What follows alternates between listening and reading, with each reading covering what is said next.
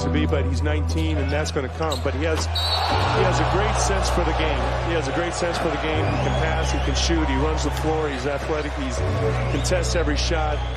He has probably one of the better feels defensively for a big guy coming into this league. I think that's always a challenge.